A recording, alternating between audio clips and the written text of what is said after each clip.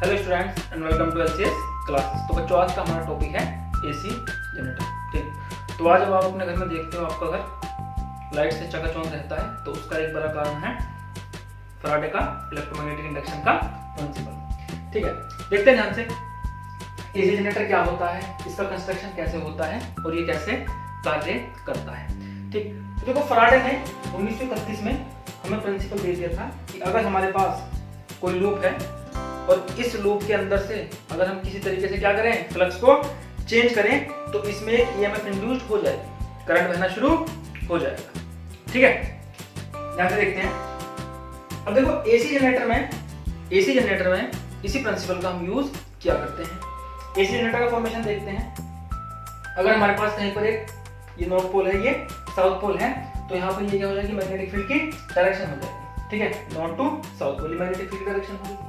और हमने कोई लूप यहाँ पर इसके बीच में रखा हुआ है, तो हमें क्या करना है, अगर मुझे इस लूप में ईएमएफ इंड्यूस्ड करनी है या इसमें करंट बहाना है तो मुझे इसके अंदर से गुजरने वाले फ्लक्स को क्या करना पड़ेगा, चेंज करना पड़ेगा। यही तो है इलेक्ट्रोमैग्नेटिक इंडक्शन, कि अगर आप किसी कॉइल से जुड़ने वाले फ्लक्स को चेंज कर देते हैं तो प्रकृति क्या चाहती है, प्रकृति चाहती है फ्लक्स चेंज ना हो। ठीक है, तो इसका क्या होता है, विरोध होता है और इसके अंदर इस तरीके से करंट बहना शुरू हो जाता है ताकि ये अपोज करे मैग्नेटिक फ्लक्स के चेंज का। तो यहाँ पर भी कुछ ऐसा ही होने वाला है। अब देखो ये लूप है, मेरे पास दो तरीके हैं, या तो मैं इसके अंदर से बाहर से कुछ मैग्नेटिक फील्ड को चेंज कर सकता हूँ या फिर मैं इसको रोटेट कर सकता हूँ। ध्यान से देखो, अगर मान लो ये इस तरीके से रखा हुआ है, इसका एरिया वेक्टर प्लेन के ये सामने की तरफ हो गया और मैग्नेटिक फील्ड वेक्टर इस डायरेक्शन में हो गया। तो अभी देखो इसके अंदर से इस समय मैक्सिमम फ्लक्स लिंक होगा क्योंकि एंगल कितना है, 0 है। एरिया वेक्टर और फील्ड के बीच का एंगल कितना है, 0। तो सारा का सारा मैग्नेटिक फील्ड इससे गुजर के ऐसे निकल जाएगा। अगर मैं इसको ऐसे रोटेट कर दूं तो जब मैं इसको ऐसे रोटेट कर रहा हूं तो आप देख सकते हो एरिया वेक्टर नीचे की तरफ हो जाएगा, एंगल बढ़ रहा है, ये आप देख सकते हो। अब अगर इसको इतना रोटेट करते तो ऊपर वाली फील्ड लाइन सीधी निकल गई, नीचे वाली भी सीधी निकल गई। अब सिर्फ इतने रीजन का फील्ड इससे लिंक होने वाला है। ठीक है, तो ये मैक्सिमम फील्ड लिंक था, फील्ड कम होना शुरू हो गया और इस समय पर सारा का सारा फील्ड ऊपर नीचे से निकल गया। इसके बीच से इससे जुड़ने वाला फ्लक्स कितना हो गया, 0 हो गया। आई बस में इसके अंदर से कोई फील्ड मैग्नेटिक फील्ड पास हो ही नहीं रहा है। ठीक है, तो अगर हमारे पास कोई कॉइल है और उसको अगर मैं ऐसे मैग्नेटिक फील्ड में रोटेट करने लगता हूं तो मैंने एक एसी जनरेटर बना लिया है। ठीक है, मैंने एक एसी जनरेटर बना लिया है। ध्यान से देखते हैं। तो प्रिंसिपल तो हमारे पास आ गया था, फैराडे ने हमको दे दिया था प्रिंसिपल, लेकिन इसमें एक प्रॉब्लम थी। अभी हम इसको पढ़ेंगे डिटेल में कि अगर मैं इसको रोटेट करूं, ठीक है, तो अगर मेरे पास लूप कंप्लीट है तो इसमें करंट बहना शुरू हो जाएगा।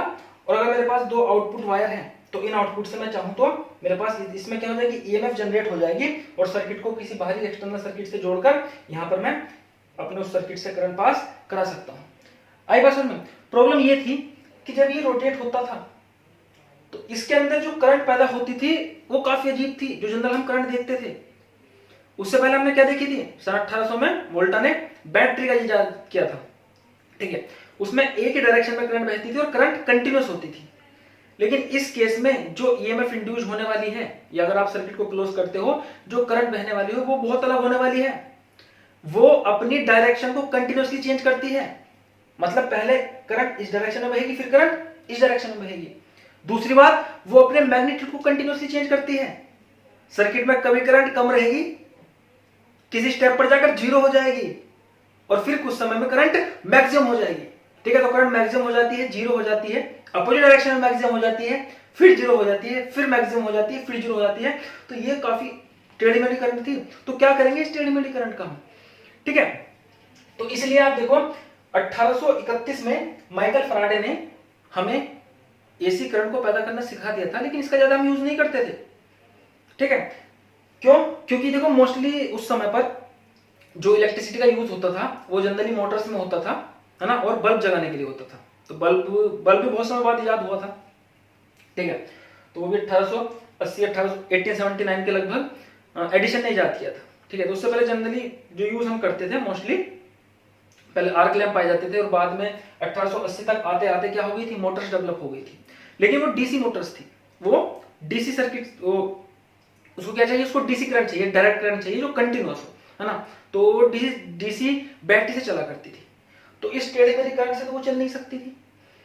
ठीक है, तो आप देखो 1885 तक एडिसन ने अपना डीसी का पावर प्लांट लगा दिया था और वो डीसी बिजली बेचना शुरू कर दिया, लेकिन उसकी कॉस्ट बहुत ज्यादा होती थी।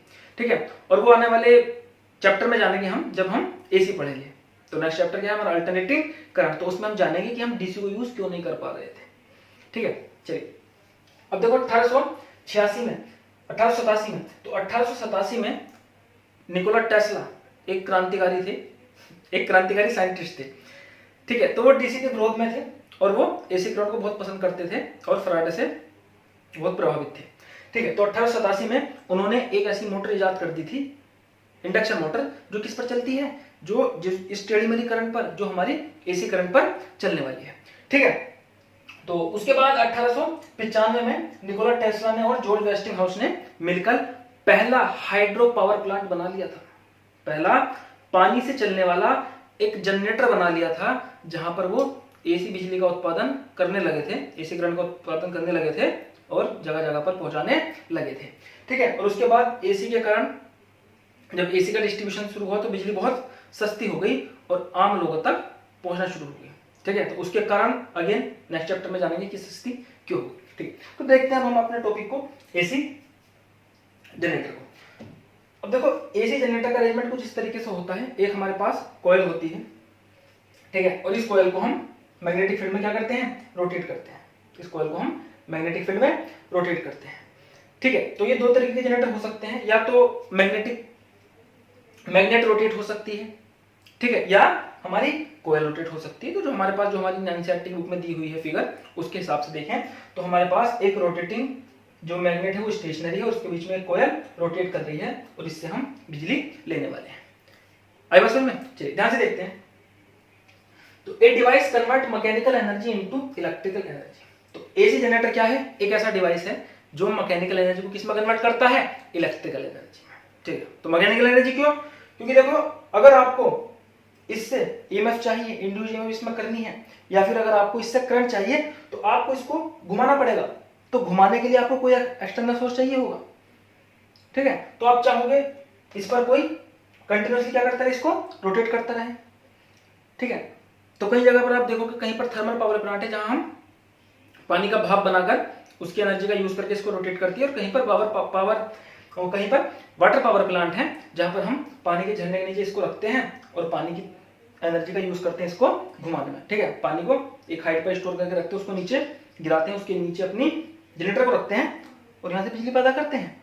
ठीक, चलिए तो उसके बाद देखो तो ये क्या करता है, ये मैकेनिकल एनर्जी को इलेक्ट्रिकल एनर्जी में कन्वर्ट करता है। ठीक, उसके बाद बात आती है इसका प्रिंसिपल क्या है, तो work on the principle of electromagnetic induction, कि अगर किसी क्लोज लूप से आप फ्लक्स को चेंज करोगे तो उसमें ईएमएफ इंड्यूस्ड होगा। ठीक है, तो ये क्या था हमारा इलेक्ट्रोमैग्नेटिक इंडक्शन का प्रिंसिपल था। ठीक है, तो इसका मैथमेटिकल एक्सप्रेशन हम पहले भी पढ़ चुके हैं, फैराडे लॉ से, induced EMF equal to minus N D phi by D T. मैंने पहले भी कहा था माइनस का महत्व इतना ज्यादा नहीं है क्योंकि डायरेक्शन के लिए हम लेंज लॉ का भी यूज करते हैं। ठीक है, अब ध्यान से देखते हैं। अब देखो ये क्या हो गई, इसकी कॉइल हो गई। ठीक है, और ये हमने क्या लगा रखा है, नॉर्थ पोल और साउथ पोल, ये मैग्नेटिक फील्ड में, और कोई एक्सटर्नल सोर्स का यूज करके हम इसको एक्सिस पर सेंटर से ऐसे रोटेट करते हैं। ठीक है, तो यहां से हमारे पास ये दो वायर आउटपुट है। ठीक है, तो इन दोनों क्या है, हमारे टर्मिनल्स, आउटपुट टर्मिनल। यहाँ पर हमें इसको ईएमएफ लेनी है, लेकिन ये क्योंकि कंटिन्यूअसली रोटेट हो सकती है तो आप इस पर सीधा वायर नहीं जोड़ सकते और टूट जाएगा, घूमकर टूट जाएगा। ठीक है, तो हम क्या करते हैं, इस पर रिंग लगा के रखते हैं। तो एक रिंग ऊपर वाले वायर पर लगा हुआ है, एक रिंग नीचे वाले वायर पर लगा हुआ है। अब जब ये कॉइल रोटेट करती है तो रिंग भी साथ साथ रोटेट करते हैं। ठीक है, और रिंग पर हम क्या लगाते हैं, ब्रुश लगाते हैं। ठीक है, तो ब्रुश इस तरीके से रिंग से अटैच होते हैं, ब्रुश नहीं घूमते, रिंग घूमता है, तो रिंग ऐसे रोटेट होता रहेगा और ब्रुश उससे उस पर ऐसे स्लाइड, रिंग पर ब्रुश ऐसे स्लाइड होता रहेगा। ठीक है, और यहां से हम आउटपुट लेते रहेंगे। ठीक है, तो ये हमारा स्लिप रिंग अरेंजमेंट कहलाता है। दो रिंग होते हैं, यहाँ से हमें आउटपुट मिलता है और ये हमारे बाहरी टर्मिनल आ जाते हैं जो स्टेशनरी होते हैं। यहाँ से हम अपने सर्किट को जोड़कर किसी बाहर वाले सर्किट में करंट को बहा सकते हैं। ठीक है, तो यहाँ पर हमें आउटपुट इंड्यूस्ड ईएमएफ मिलने वाली है। ये जो ईएमएफ है ये कंटिन्यूअसली वेरी कैसे कर रही है, ठीक है, ये कांस्टेंट क्यों नहीं है, आउटपुट कंटिन्यूअसली चेंज कैसे हो रहा है, इसको समझने के लिए एक छोटे से एग्जांपल की मदद से देखते हैं। तो अभी देखो हम साइड से देखेंगे, इसका टॉप व्यू देखते हैं, है ना, ऊपर की तरफ से। तो अगर आप टॉप व्यू देखोगे तो भी आप इसको साइड से देखेंगे, हम इसको इस तरीके से देखेंगे, ठीक है। तो हमें कुछ ऐसी कॉइल दिखाई देगी, ठीक है। और ये क्या हो जाएगी, ये मैग्नेटिक फील्ड की डायरेक्शन हो जाएगी, है ना। तो कॉइल कुछ ऐसी है मान लीजिए, और ये क्या होगी, ये मैग्नेटिक फील्ड की डायरेक्शन होगी। अभी देखो इनिशियली ये क्या हो गया हमारे पास, इसका एरिया वेक्टर सामने की तरफ हो गया, मैग्नेटिक फील्ड भी सामने की तरफ हो गया, तो थीटा की वैल्यू, एंगल की वैल्यू कितनी होगी, 0, ठीक है। तो फ्लक्स लिंक कितना होगा इस कॉइल से, तो फ्लक्स का फॉर्मूला क्या है, BA cos theta, cos theta को 0 रखेंगे, cos 0 की वैल्यू 1, तो फ्लक्स कितना हो जाएगा, BA हो जाएगा। तो इस केस में अभी इससे जुड़ने वाला फ्लक्स कितना है, BA है। अब देखो जब ये रोटेट होगा तो किसी एक स्टेप ऐसा भी आएगा जब ये 30 डिग्री पर रोटेट हो जाएगा, ठीक है। तो अभी 0 डिग्री से कितना हो गया, 30 डिग्री पर रोटेट हो गया, तो एरिया वेक्टर ये हो गया मैग्नेटिक फील्ड सामने की तरफ। तो एंगल कितना बना, 30 डिग्री। अगेन cos 30 की वैल्यू रखोगे 0.87 आएगी, तो और फ्लक्स कितना हो गया, 0.87 VA। तो आप देखोगे फ्लक्स पहले से घट गया, जाहिर सी बात है। अब इसका एरिया वेक्टर क्या हो गया, टिल्ट हो गया, तो फ्लक्स कम हो गया है। अब एक स्टेप और देखते हैं कि जब ये फिर धीरे धीरे 30 से क्या होगा, 60, ठीक है। तो फिर हम देखेंगे जब ये 60 से 90 डिग्री होगा, यहाँ पर कितना है, ये 60 डिग्री एंगल, और अब कितना होगा 60 से 90 डिग्री, तो फ्लक्स में कितना चेंज होगा। तो देखते हैं जब 60 डिग्री है उस समय पर फ्लक्स कितना है, तो 30 से 60 डिग्री होगा, 60 डिग्री पर फ्लक्स कितना है, तो V एक cos कितना रख लेंगे, 60 डिग्री रख लेंगे, cos 60 डिग्री की वैल्यू 0.5 आ जाएगी, और ये आ जाएगा आपका 0.5 BA। और फाइनल केस देखते हैं जब ये इस तरीके से हो गया 90 डिग्री पर, एरिया वेक्टर नीचे की तरफ और मैग्नेटिक फील्ड सामने की तरफ, तो उस केस में फ्लक्स कितना हो जाएगा, तो cos 90 0 हो जाएगा, ठीक है। तो हमने यहाँ पर इस प्रोसेस को सिर्फ 4 स्टेप की मदद से समझ रहे हैं कि ऐसा क्यों हो रहा है, कंटिन्यूअसली इंड्यूस्ड EM जो है वो वेरी कैसे कर रही है, मतलब करंट अपने मैग्नीट्यूड को चेंज कैसे कर रहा है। तो ध्यान से देखो, तो हम यहां से लेके 0 डिग्री से लेके 90 डिग्री के बीच में 4 स्टेप को ऑब्जर्व कर रहे हैं। अब देखो जब पहला 30 डिग्री, जब ये 0 डिग्री से 30 डिग्री तक पहुंचा, उस केस में जो शुरू की 30 डिग्री इसने अपने एंगल को घुमाया, तो फ्लक्स में कितना चेंज आया। तो फ्लक्स में चेंज को मैं निकाल सकता हूं, यहां पर सिर्फ मैग्नीट्यूड की बात हो रही है, ठीक है। तो आप बड़ी क्वांटिटी से छोटी क्वांटिटी को हटाकर पता कर सकते हो यहाँ पर जो फ्लक्स का चेंज आया है, एक मिनट, हाँ, जो फ्लक्स का चेंज आया है वो कितना आया है, इससे इसको सेपरेट कर लेंगे, BA माइनस 0.87 BA, तो कितना जाएगा 0.13 BA, ठीक है। तो ये 0.13 BA क्या है, फ्लक्स का चेंज है। लेकिन आप देखो जब ये 60 डिग्री से 90 डिग्री तक घूमा, जब ये नीचे 60 डिग्री से 90 डिग्री तक घूमा, उस समय पे फ्लक्स का चेंज कितना था, तो डेल्टा इक्वल टू 0.5 BA। तो आप देख सकते हो अभी भी जो इसका एंगल कितना रोटेट हुआ है, इनिशियल एंगल भी कितना रोटेट हुआ है, 30 डिग्री। भाई 0 से 30 डिग्री एंगल कितना है, एंगल डिफरेंस कितना है, 30 डिग्री का। तो उस 30 डिग्री में जो फ्लक्स का चेंज है 0.13 BA है। और जब ये 60 से 90 घूमा तो एंगल डिफरेंस तो अभी भी कितना है, 30 डिग्री का। लेकिन अब जो फ्लक्स का चेंज आया है वो कितना है, 0.5 BA। तो आप देख सकते हो जब कोई कॉइल रोटेट होती है, अगर उसकी एंगुलर वेलोसिटी सेम है, ठीक है, क्योंकि जो हमारे पास एक्सटर्नल सोर्स होगा वो इसको एक पर्टिकुलर वेलोसिटी से ही तो घुमाएगा। तो अगर इसकी एंगुलर वेलोसिटी सेम है, एंगुलर वेलोसिटी सेम होने का मतलब क्या है, बराबर समय में बराबर एंगल कवर करेगी, ठीक है। तो 0 से 30 डिग्री में एंगल कितना कवर करेगी, 30 डिग्री। और यहां पर 60 से 90 डिग्री में भी एंगल कितना कवर करेगी, 30 डिग्री। और टाइम भी क्या होगा, बराबर होगा, क्योंकि एंगुलर वेलोसिटी क्या है, सेम है। लेकिन आप देखो जब ये शुरुआत में घूमेगी 30 डिग्री, उस केस में जो फ्लक्स चेंज है वो कम है, किसकी अपेक्षा, जब 60 से 90 जाएगी। तो सेम टाइम में एंगल तो सेम कवर कर रही है, लेकिन सेम एंगल कवर करने पर जो फ्लक्स का चेंज है वो अलग अलग आ रहा है। आई बात समझ में। तो यहां से हमें एक बात पता चलती है, flux is not changing uniformly as loop rotates. जब लूप घूमता है फ्लक्स यूनिफॉर्मली चेंज नहीं हो रहा है, मतलब बराबर समय में फ्लक्स का चेंज बराबर नहीं है। इट डिपेंड्स ऑन एंगल, ये एंगल पे डिपेंड कर रहा है, इनिशियल एंगल पे। तो जब एंगल 0 था उस समय फ्लक्स धीमे चेंज हो रहा था, जब एंगल 60 था उस समय फ्लक्स तेजी से चेंज हो रहा था, ठीक है। तो ये एक आइडिया देने के लिए कि यहां पर जो ईएमएफ है वो क्या होने वाली है, वो मैग्नीट्यूड में वेरी करने वाली है, ठीक है। और ये डायरेक्शन में किस तरीके से वेरी करती है तो इसको भी जानेंगे, पहले इसका पढ़ लेते हैं मैथमेटिकल एक्सप्रेशन, ठीक। अब ध्यान से देखेंगे। तो अभी मान लेते हैं हमारी जो कॉइल है इसमें नंबर ऑफ टर्न्स कितने हैं, n है, ठीक है। तो अगर इनिशियल एंगल मान लेते हैं 0, कि जब हमने शुरुआत की थी, जब हमने इस प्रोसेस को स्टार्ट किया था, उस समय पर एरिया वेक्टर और मैग्नेटिक फील्ड डायरेक्शन क्या थी, सेम थी, ठीक है। Then if loop rotate with an angular velocity omega, और जो लूप हमने घुमाना शुरू कर दिया इस तरीके से रोटेट करना शुरू कर दिया किसी एक्सटर्नल सोर्स की मदद से, है ना, टरबाइन लगा के, तो उस केस में टी टाइम, अगर इसकी एंगुलर वेलोसिटी कितनी है, ओमेगा है, तो टी टाइम के बाद इसका एंगल कितना हो जाएगा, ठीक है। तो हमने क्या पढ़ा, angular velocity omega equal to angular displacement theta divide by time, यही तो है, angular velocity equal to angular displacement by time.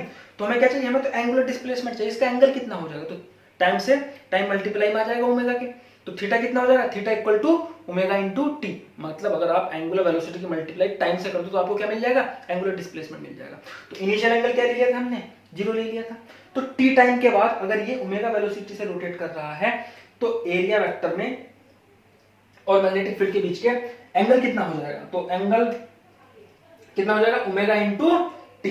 आई बात समझ में, ठीक है। तो अब हमें देखो हमारे पास जो फ्लक्स है टी टाइम के बाद इससे फ्लक्स कितना लिंक हो जाएगा, ठीक है। तो फाई का फॉर्मूला हमारे पास क्या है, फ्लक्स का, फाई क्या है, flux link with one turn, है ना, हमने क्या माना फाई को, flux link with one turn. तो वो कितना हो जाएगा, बी ए कॉस थीटा की जगह क्या पुट करेंगे, omega into T, T time के बाद जो फ्लक्स लिंक होगा B A cos omega into T.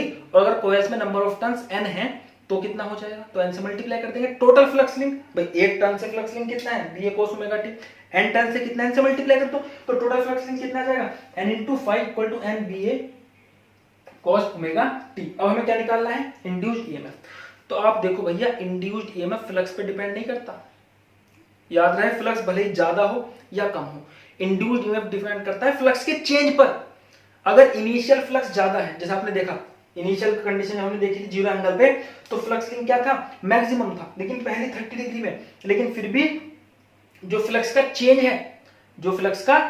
है वो क्या है, वो कम है, किसकी अपेक्षा, जब 60 से इसको 90 तक घुमाया, ठीक है। तो फ्लक्स भले ही मैक्सिमम लिंक था, क्योंकि फ्लक्स का चेंज कम था, तो पहले 30 डिग्री में जो इंड्यूस्ड ईएमएफ होने वाली है वो कम होने वाली है, किसकी अपेक्षा, 60 से 90 डिग्री के बीच में, क्योंकि उस समय पर भले ही फ्लक्स कम लिंक है, फ्लक्स लिंक कम है, लेकिन जो फ्लक्स का चेंज है वो अधिक है।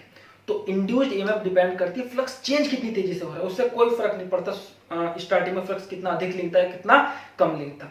आई बात समझ में, अगर फ्लक्स तेजी से, जितनी तेजी से आप चेंज करोगे उतनी ज्यादा ही आपको इन टर्मिनल के बीच की वोल्टेज मिलने वाली है, या सर्किट कंप्लीट है तो करंट मिलने वाली है, ठीक है। देखते हैं ध्यान से, तो टाइम टी पर इंड्यूस्ड ईएमएफ कितनी होने वाली है, तो induced EMF equal to -n divide by dt, -n divide dt, flux की वैल्यू पुट करेंगे n B A cos omega T, ठीक है। और डिफरेंशिएशन से n बी ए बाहर आ जाएगा, क्योंकि नंबर ऑफ टर्न्स क्या है, कांस्टेंट है। यहाँ पर मैग्नेटिक फील्ड, मैग्नेटिक स्टेशनरी है, मैग्नेटिक फील्ड चेंज नहीं हो रहा है, कॉइल का एरिया भी चेंज नहीं हो रहा है, इसके घूमने में सिर्फ क्या होता है, एंगल ही तो चेंज होता है, थीटा की वैल्यू चेंज हो रही है, ठीक है। तो n बी ए डिफरेंशिएशन से बाहर आ जाएगा, D by D T cos omega T, तो कॉस ओमेगा टी का क्या कर देंगे, डिफरेंशिएशन कर देंगे, वो कितना हो जाएगा, किसके रेस्पेक्ट में, टी के रेस्पेक्ट में, ठीक है। तो यहाँ पर क्या लगाएंगे, चेन रूल लगाएंगे। तो मैथ में आप अभी भी क्या पढ़ रहे हो, चेन रूल पढ़ रहे हैं, ठीक। तो cos ओमेगा टी का डिफरेंशिएशन क्या हो जाएगा, माइनस साइन ओमेगा टी। अब ओमेगा टी का करेंगे विद रिस्पेक्ट टू टी, वो कितना हो जाएगा, ओमेगा, तो ओमेगा मल्टीप्लाई में आ जाएगा, तो ओमेगा मैं पहले लिखूं, तो ईएमएफ इंड्यूस कितनी हो जाएगी, N B A omega sine omega T. आप देखो फ्लक्स का जो चेंज है वो भी किस पर डिपेंड कर रहा है, टाइम पर डिपेंड कर रहा है, ईएमएफ भी क्या है, टाइम पर डिपेंड, मतलब टाइम के साथ साथ ईएमएफ चेंज हो सकती है। और क्योंकि ये किस पर डिपेंड कर रही है, साइन फंक्शन पर डिपेंड कर रही है, तो साइन फंक्शन का कर्व क्या होता है, साइनोसाइडल कर्व होता है, उसकी डायरेक्शन भी कंटिन्यूअसली चेंज होती है, एक बार एक्सिस के ऊपर जाता है नीचे जाता है, आपने ट्रिग्नोमेट्री में पढ़ा था, ठीक है। तो बाय वाले बच्चे टेंशन ना लें, उसको भी मैं ग्राफिकली आपको समझाने वाला हूं, अभी आप इसका सिर्फ डेरिवेशन देखिए। तो हमने यहाँ पे दो एक्सप्रेशन निकाले हैं, एक फ्लक्स का और एक किसका निकाला है, एक निकाला है हमने इंड्यूस्ड ईएमएफ का। तो टोटल फ्लक्स लिंक का जो डेरिवेशन है किसी टाइम टी पर वो कितना था, एन बी ए कोस ओमेगा टी, और किसी टाइम टी पर जो इंड्यूस्ड ईएमएफ का एक्सप्रेशन है वो कितना है, N B A omega sine omega T. अब एक बात और, अब देखो ये साइन पर साइन फंक्शन पर डिपेंड कर रही है जो ईएमएफ, ये सभी टर्म तो कांस्टेंट है, किसी पर्टिकुलर सेटअप के लिए नंबर ऑफ टर्न्स कांस्टेंट है, मैग्नेटिक फील्ड कांस्टेंट है, एरिया कांस्टेंट है, और अगर हमारे पास जो ये जो घूम रहा है इसको किसी एक्सटर्नल सोर्स से घुमाएंगे, ठीक है। तो सोर्स अगर इसको कंटिन्यूअसली एक कांस्टेंट एनर्जी सप्लाई करेगा तो कांस्टेंट रेट पर ही घूमेगा, तो उस केस में क्या हो जाएगा, ओमेगा की वैल्यू, एंगुलर वेलोसिटी की वैल्यू भी क्या हो जाएगी, कांस्टेंट हो जाएगी। तो जो ये ईएमएफ होगा इसकी मैक्सिमम वैल्यू कितनी हो सकती है, जब ये लूप घूमेगा तो लूप घूमने पर जो ईएमएफ होगा, भाई ईएमएफ हमने क्या देखा, टाइम के साथ चेंज हो रहा है, इसकी मैक्सिमम वैल्यू कितनी हो सकती है, मैक्सिमम ईएमएफ कितना हो सकता है, तो वो निकालने का तरीका क्या है, इसको देखो, साइन ओमेगा टी, ये भी तो टाइम पे डिपेंड कर रहा है, टाइम की वैल्यू कुछ भी हो, साइन ओमेगा टी की मैक्सिमम वैल्यू 1 ही हो सकती है, और मिनिमम वैल्यू अपोजिट डायरेक्शन में देखें तो -1 हो सकती है। तो मैक्सिमम वैल्यू कितनी हो सकती है इसकी? 1 हो सकती है अगर मैग्नीट्यूड की बात करें, ठीक है। तो 1 इसकी मैक्सिमम वैल्यू हो गई। तो ईएमएफ इंड्यूस कितना हो जाएगा? तो ईएमएफ की मैक्सिमम वैल्यू कितनी हो जाएगी? ई नॉट, इसको ई नॉट से लिखते हैं मैक्सिमम को, तो साइन ओमेगा टी की वैल्यू 1 रखेंगे, एन बी ए ओमेगा। तो ये क्या आ जाएगा? जब कॉइल घूमेगी उस समय पर जो मैक्सिमम फ्लक्स, जो मैक्सिमम इसमें ईएमएफ इंड्यूस हो सकता है वो एन बी ए ओमेगा हो सकता है, मैक्सिमम ईएमएफ, ठीक है। बाकी सभी समय पर क्या हो जाएगा? ईएमएफ कम हो सकता है, ज्यादा हो सकता है, लेकिन जो मैक्सिमम होगा वो कितना होगा? एन बी ए ओमेगा, ठीक है। तो यहाँ पर मैं जनरल एक्सप्रेशन क्या है? जनरल एक्सप्रेशन है EMF equal to N B A omega sine omega T, और ये क्या है? एन बी ओमेगा, ये मैक्सिमम ईएमएफ की वैल्यू, तो इसको ई नॉट से मैं यहाँ पर रिप्लेस कर सकता हूँ, तो E equal to E naught sine omega T, ठीक है। तो ये हमारे पास एक्सप्रेशन आ गया है ईएमएफ का, जो साइन फंक्शन पे डिपेंड कर रहा है, और जो फ्लक्स है वो भी साइन फंक्शन पे डिपेंड कर रहा है। अब इसको और अच्छे समझने के लिए इसको ग्राफिकली पढ़ेंगे, तो जल्दी से आप नोट करिए इसको। तो बच्चों ग्राफिकली समझते हैं फ्लक्स के चेंज को और ईएमएफ के चेंज को, कि अलग अलग एंगल्स पे या टाइम के साथ फ्लक्स और ईएमएफ किस तरीके से साइनोसाइडल वेरिंग क्वांटिटीज हैं, मैग्नीट्यूड और डायरेक्शन को कंटीन्यूअसली चेंज कर रहे हैं, ठीक है। तो यहां से देखते हैं, तो टोटल फ्लक्स का जो हमारे पास एक्सप्रेशन है वो कितना है? N B A cos omega T, और ईएमएफ का इंड्यूस्ड ईएमएफ का जो एक्सप्रेशन है N B A omega sine omega T, ठीक। तो इनिशियली शुरुआत करते हैं, ठीक है। तो इनिशियल केस ये मान लेते हैं हम कि हमारे पास जो लूप ऐसे रखा हुआ था और मैग्नेटिक फील्ड इस डायरेक्शन का था, हमने इसको घुमाना शुरू कर दिया, ठीक। देखो जब आप कोई पहले स्पेशल केस देखते हैं कि जब थीटा 0 था, तो जब थीटा 0 था उस केस में फ्लक्स लिंक कितना होगा? मैक्सिमम होगा। आई बात समझ में? क्यों? क्योंकि जब थीटा 0 था तो cos 0 की वैल्यू कितनी हो जाएगी? थीटा क्या है? ओमेगा टी ही तो है, तो cos 0 की वैल्यू कितनी हो जाएगी? 1 हो जाएगी। तो उस केस में फ्लक्स लिंक क्या होगा? NBA। NBA क्या होगी? फ्लक्स की मैक्सिमम वैल्यू NBA, ठीक है। और ये opposite direction maximum value -NBA, ठीक। तो जब थीटा 0 था तो उस केस में इससे गुजरने वाला जो फ्लक्स था वो मैक्सिमम था। धीरे धीरे जब ये इस तरीके से घूमना शुरू कर दिया है ना, हमारी जो कोयल है इसने रोटेट करना शुरू कर दिया, तो जब ये धीरे धीरे रोटेट करती है तो इससे अंदर से गुजरने वाला फ्लक्स क्या होता जा रहा है? कम होता जा रहा है, ठीक है। तो आप देख सकते हो जो कोसाइन फंक्शन का अगर आपने ग्राफ देखा है, तो अगर आप हर एक पॉइंट पर इस वैल्यू कैलकुलेट करोगे तो कर्व कुछ इस तरीके का आएगा। जब थीटा की वैल्यू कितनी 0 से 90 तक पहुंच जाएगी, एरिया वेक्टर सामने की तरफ से मैग्नेटिक फील्ड की डायरेक्शन में, फिर ये नीचे की तरफ हो जाएगा। तो उस केस में इस तरीके से कॉस कर्व को आपने पढ़ा है मैथ में, ठीक है। तो बाय वाले बच्चे भी देख सकते हैं, नेट पर सर्च करके कॉस कर्व और साइन कर्व होता है। तो इस तरीके से कंटिन्यूअसली डिक्रीज होते होते ये पहुंच गई, ठीक है। तो ये थीटा की वैल्यू 90 हो गई, लूप कुछ इस तरीके का हो जाएगा, और तब उसमें फ्लक्स कितना लिंक होगा? 0 हो जाएगा, cos 90 की वैल्यू 0। अगेन धीरे धीरे फिर देखो जब ये इस तरफ घूमना शुरू हो जाएगा, फिर से इसके अंदर से गुजरने वाला फ्लक्स क्या? इंक्रीज होना शुरू हो गया। तो फ्लक्स धीरे धीरे इंक्रीज होता शुरू हो गया। फिर ये पाई एंगल, पाई का मतलब क्या है? इस डायरेक्शन में एरिया वेक्टर है, इस डायरेक्शन में मैग्नेटिक फील्ड से, मतलब हमारे जो लूप ने एक आधा चक्कर लगा लिया, हाफ साइकिल कंप्लीट कर लिया।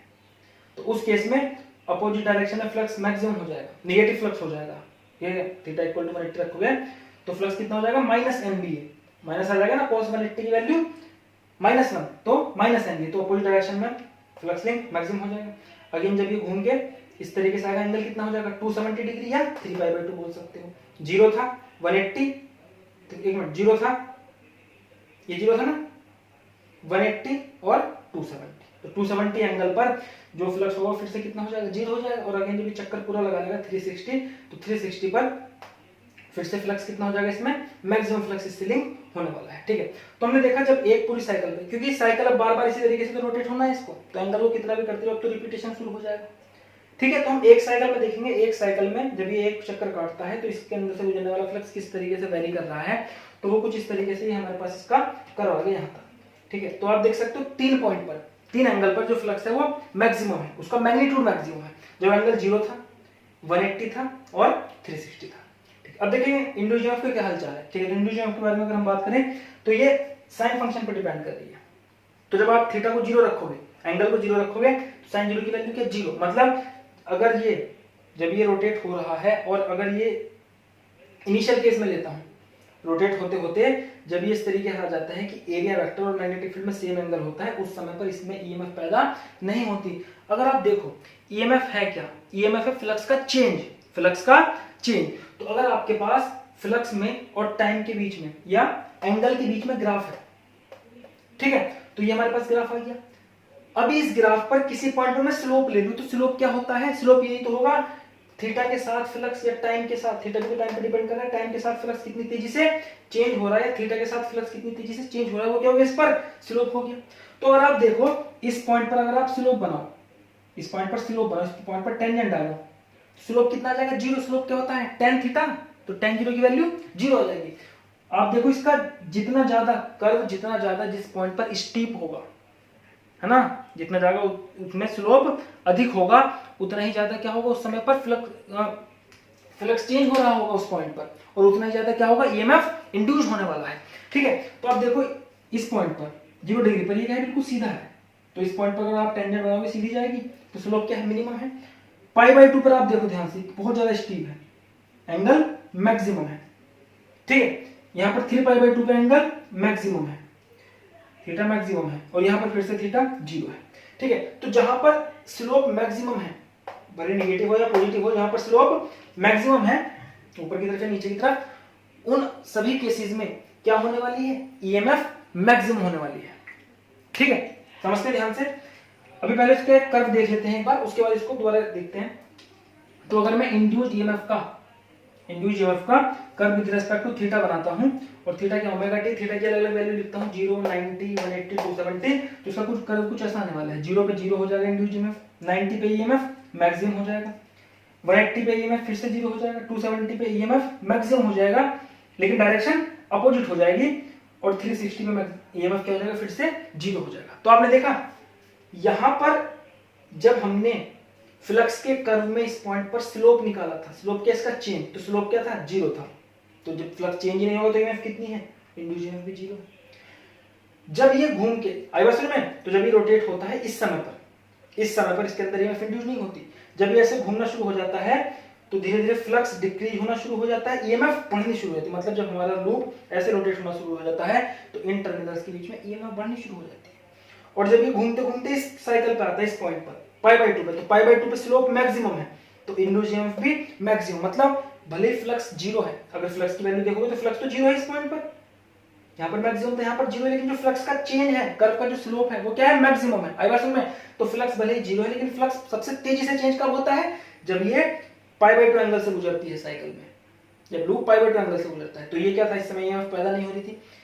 अब जैसे जैसे घूमना शुरू हो गया, फ्लक्स कम होना शुरू हो गया, ईएमएफ बढ़नी शुरू हो गई, इसके टर्मिनल्स में वोल्टेज बढ़ने शुरू हो गए। यहाँ पर जब ये ऐसे घूमेगा तो इस पॉइंट पर ईएमएफ मैक्सिमम हो जाएगी, ठीक है। और फ्लक्स कितना है, जबकि फ्लक्स 0 है, ठीक है। तो ध्यान से देखेंगे इसको, तो 0 डिग्री पर ईएमएफ 0 थी, फ्लक्स मैक्सिमम था, फ्लक्स 0 हुआ, ईएमएफ मैक्सिमम हो गई, सबसे ज्यादा वोल्टेज मिलेगा इस समय पर।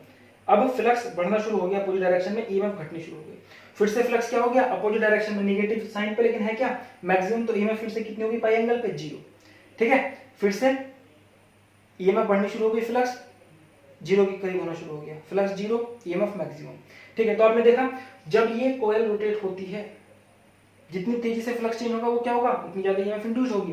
तो इनिशियली, अभी मैं दोबारा एक्सप्लेन कर रहा हूं, ध्यान से देखेंगे। इनिशियली इसमें ईएमएफ कितनी थी, 0 थी, ईएमएफ बढ़नी शुरू हो गई, ईएमएफ सबसे तेजी से बढ़ रही है, मैक्सिमम। अब ईएमएफ कम होनी शुरू हो गई, अब ईएमएफ 0 हो गई, आधी साइकिल कंप्लीट हो गई, पाई। फिर आगे गया, लूप आगे घूमेगा, अब ईएमएफ बढ़नी शुरू हो गई, लेकिन अपोजिट डायरेक्शन में बढ़नी शुरू होगी। ईएमएफ, इसको भी दोबारा एक्सप्लेन करेंगे उस फिगर के हिसाब से। ईएमएफ अपोजिट डायरेक्शन में बढ़नी शुरू हो गई, मतलब अब जो टर्मिनल पहला आपका इन दोनों में से पॉजिटिव था, अब क्या बन जाएगा, वो नेगेटिव, दूसरा टर्मिनल पॉजिटिव। जो करंट की डायरेक्शन है वो अपोजिट हो जाएगी अगर सर्किट कंप्लीट है, अगर सर्किट ओपन है तो इंड्यूस्ड ईएमएफ की डायरेक्शन अपोजिट हो जाएगी, ठीक है। फिर से देखो, तो पाई से आगे बढ़ते हैं, फिर आगे घूमना शुरू हुआ, फ्लक्स कम होना शुरू हो गया, ईएमएफ बढ़ना शुरू हो गई, मतलब फ्लक्स का चेंज बढ़ना, फ्लक्स भले हमारा फ्लक्स का चेंज बढ़ रहा है। यहाँ पर ईएमएफ फिर से मैक्सिमम हो जाएगी अपोजिट डायरेक्शन में, और फिर से ये 0 हो जाएगी, ठीक है। तो आपने देखा एक साइकिल में स्टार्टिंग में ईएमएफ 0 थी, अब ईएमएफ मैक्सिमम है, अब ईएमएफ फिर से 0 हो गई, अब ईएमएफ मैक्सिमम है, ठीक है। अब ईएमएफ फिर से क्या हो गई, 0 हो गई, ठीक है। अगर फ्लक्स की बात करें तो flux maximum, flux 0, flux maximum, flux zero. ठीक है, तो ये हमारे पास कर्व है कि किस तरीके से एक पूरी साइकिल में क्या चेंज हो रही है, इसके अंदर से गुजरने वाला फ्लक्स चेंज हो रहा है। और ये क्या है, किस तरीके से पूरी साइकिल में जब ये घूम रही है ईएमएफ इंड्यूस हो रही है, कहां पर जो ईएमएफ है वो मैक्सिमम होने वाली है, कहां पर ईएमएफ जीरो होने वाली है, जब क्या हो रहा है हमारा लूप कंटिन्यूअसली रोटेट हो रहा है। तो कितने एंगल पे जब लूप होगा तो उस समय पर जो इसके अंदर ईएमएफ हो रही होगी वो मैक्सिमम होगी। तो ये आप ग्राफिकली इसको समझ सकते हैं। अब ध्यान से देखो, अगर आपको डायरेक्शन को समझना है तो आप इसको लेंज लॉ से भी समझ सकते हैं, डायरेक्शन को लेंज लॉ की मदद से भी समझ सकते हैं। ठीक है, क्योंकि हमने मैग्नीट्यूड तो ये फॉर्मूला बनाए रखा है, तो डायरेक्शन को हम यहां से भी समझ सकते हैं। तो इनिशियली देखो एंगल जीरो था। अब बिल्कुल ध्यान से समझना, लेंज लॉ के कॉन्सेप्ट अगर आपको क्लियर है तो आप यहाँ पर कंफ्यूज नहीं होगे। तो देखो एरिया वेक्टर इस डायरेक्शन में था और मैग्नेटिक फील्ड भी इस डायरेक्शन में था। ठीक, अब जब ये ऐसे रोटेट होगा तो इसके अंदर से गुजरने वाला फ्लक्स क्या हो रहा है, कम हो रहा है। इसके अंदर से इस डायरेक्शन में जाने वाला, क्योंकि नॉर्थ पोल था, इधर साउथ पोल था मैग्नेट का, तो इस डायरेक्शन में जाने वाला फील्ड क्या हो रहा है, कम हो रहा है। तो ईएमएफ की डायरेक्शन कुछ ऐसी होनी चाहिए ना, ताकि फ्लक्स कम ना हो, है ना, चेंज का विरोध करता है। तो ये अपना मैग्नेटिक फील्ड इस डायरेक्शन में, ये अपना मैग्नेटिक फील्ड इस डायरेक्शन में बना ले, इसकी डायरेक्शन में। तो अगर ये ऐसे करंट को बहाना है तो ऐसे करंट बहना चाहिए। अगर ये सर्किट क्लोज है तो ऐसा करंट बहना शुरू हो जाएगा, या फिर ये पॉजिटिव बन जाएगा, ये निगेटिव। याद रखना मैंने पॉजिटिव को यहाँ पकड़ रखा। तो जब आप ऐसे कर रहे हो तो कंटिन्यूअसली फ्लक्स इससे गुजरने वाला कम हो रहा है और ये टर्मिनल क्या बन गया, पॉजिटिव। पॉजिटिव टर्मिनल मेरे हाथ में इस समय। अब देखो आधी 1/4 साइकिल होगी, है ना, 90 डिग्री घूम गए। अब ये ऐसे घूमेगा तो अब इसके अंदर से इस डायरेक्शन में फ्लक्स बढ़ जाएगा।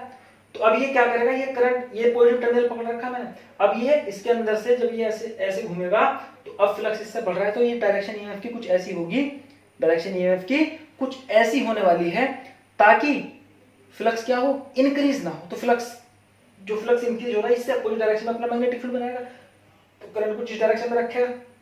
यानी कि अगर ये सर्किट ओपन है तो ये डायरेक्शन करंट की, तो ये पॉजिटिव टर्मिनल है। आपने देखा जब ये इधर जा रहा था जब भी ये पॉजिटिव था, जब फ्लक्स बढ़ रहा है तब ये अपोजिट डायरेक्शन में मैग्नेटिक फील्ड बनाना चाहेगा, तब भी ये पॉजिटिव रहेगा। ठीक है, तो यहां से लेके हाफ साइकिल 0 से लेके 180 तक ये टर्मिनल क्या रहा, पॉजिटिव रहा। अब देखो, अब आगे की बात करते हैं। जब ये ऐसे घूमेगा तो फ्लक्स फिर से कम होना शुरू हो गया, तो ये मैग्नेटिक फील्ड इस तरीके से, इसमें करंट को इंड्यूस्ड करंट इस तरीके से होगी ताकि अपना मैग्नेटिक फील्ड इस मैग्नेटिक फील्ड की डायरेक्शन में ही बनाए ताकि फ्लक्स कम ना हो। तो अब ये इस डायरेक्शन में मैग्नेटिक फील्ड बनाएगा, अब ये टर्मिनल पॉजिटिव बन के ये नेगेटिव। आई बस में, तो स्टार्टिंग से अगर आप देखो तो ये टर्मिनल पॉजिटिव था जब ये ऐसे घूम रहा था 180 डिग्री तक, 180 के बाद अगले 180 तक अब ये पॉजिटिव आ जाएगा।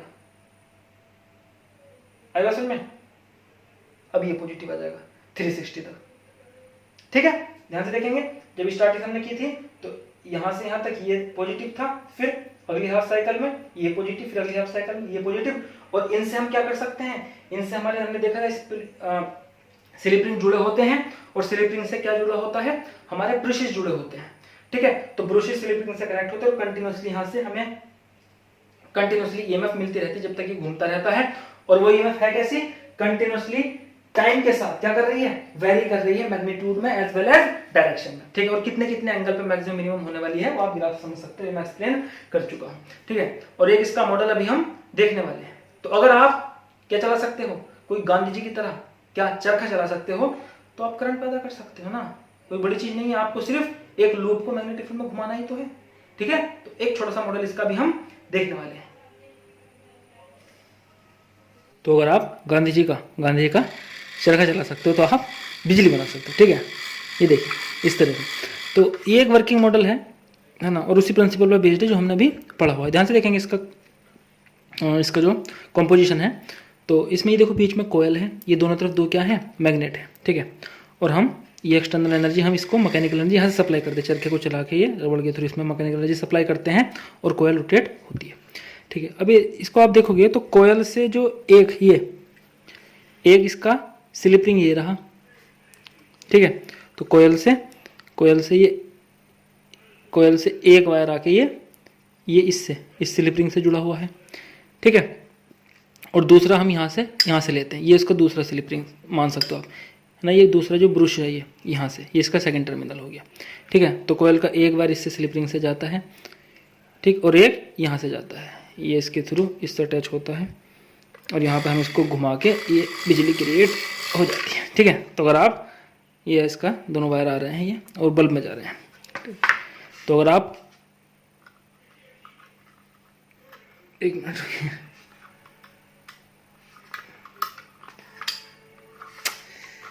चल भाई, ठीक है। तो अगर आप गांधी जी का चरखा चला सकते हो तो आप भी बिजली बना सकते हो, ठीक है। तो क्या है, हमें सिर्फ एक कोयल को मैग्नेटिक फील्ड में रोटेट करना है। ओके,